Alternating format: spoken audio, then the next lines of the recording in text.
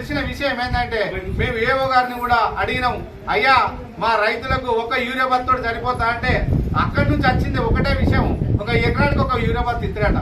మరి రైతు ఎట్లా బతకాలి? రైతు ఎట్లా పొలంలో నాటేసుకుంటాడు, పత్తిలా లేతాడు? ఒక యూరియా బత్తోడు సక్సెస్ అవుతుందా? నువ్వు చెప్పాలి. అది కూడా సాధ కాదు. ఏదేదో గొప్పలు చెప్పుకునేది అట్లాంటి పరిస్థితులలో మేము ఊపుకునే ప్రసక్తి లేదు. తస్మాత్ జాగ్రత్త. ఇంకోటి అవాకులు చెవాకులు మాట్లాడితే మేము పడేటోళ్ళు ఇవ్వలేవు. మీరు ఫస్ట్ ఆత్మవిమర్శన చేసుకోర్రి. మీ కింద ఎంత చీకటి ఉందో మీకు తెలియదు. మేము మా పార్టీలో ఉన్నప్పుడు మేము పాదరక్షంగా డబుల్ బెడ్రూమ్లు ఇచ్చినాం. ఏ ఒక్కరి దగ్గర రూపాయి తీసుకున్నట్టయితే దేనికంటే దానికి సిద్ధంగా ఉంటాం. బిజ్జంకిలో కానీ తోటపల్లిలో కానీ చిలాపూర్లో కానీ మీరు రాండ్రి, మేము కూడా వస్తాం. మీడియాని పట్టుకపోదాం. ఏ ఒక్క రూపాయి ఇచ్చినట్టయితే నేను దేనికంటే దానికి సిద్ధంగా ఉన్నాం.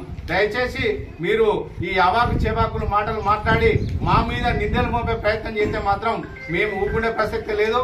మేము కూడా రోజు ప్రజల పక్షాన మాట్లాడతాం. ప్రజలకు ఏడు అన్యాయం జరిగిందో అక్కడ మేము తప్పకుండా నిలబడతాం.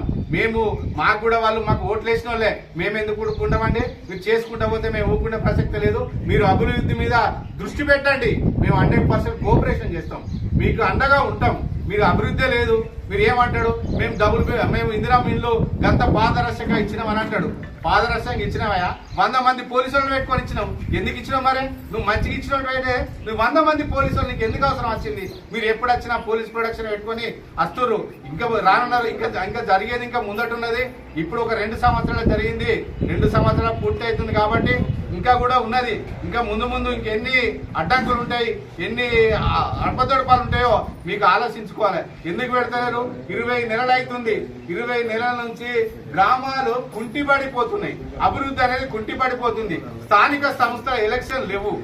ప్రజలు అయోమయ గోచరంలో ఉన్నారు. అధికారులు ఏం పట్టించుకున్న దాఖలాలు లేవు. ట్రాక్టర్ల చెత్త ఇట్లా పంపిద్దామంటే డీజిల్కి పైసలు లేని పరిస్థితి ఉన్నది చిన్న గ్రామ పంచాయతీల. మీరు ఏం చేస్తున్నారో ఏం కథనో అర్థమైతలేదు. గౌరవ ఎమ్మెల్యే గారు మీ నాయకులకు కొంచెం క్రమశిక్షణ ఇచ్చి వాళ్ళకి శిక్షణ శిబిరాలు పెట్టుర్రి. శిక్షణ శిబిరాలు పెట్టి ఎట్లా మాట్లాడుతుందో బాగుంటుందని వాళ్ళకి తెలియజేస్తే బాగుంటుందని నేను ఈ మీడియా ద్వారా తెలియజేసుకుంటున్నాను.